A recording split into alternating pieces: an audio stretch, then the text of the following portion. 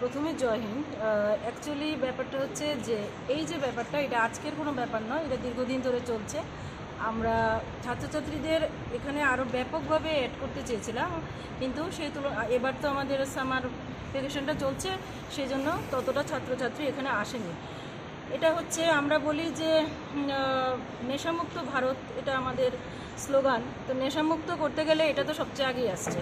তো সেই ক্ষেত্রে এটা যে মুক্ত রাখাটা মানে নিয়ন্ত্রণ করাটা, সেটা স্টুডেন্টকে শেখাতে হবে। তাদের ওটা বুঝতে হবে যে কি করে আমরা এটার থেকে মুক্ত থাকবো। আমরা যতই চেষ্টা করি না কেন, স্টুডেন্ট যদি নিজের থেকে অ্যাক্টিভ না হয় তবে সেটা কোনোদিনও সম্ভব নয়।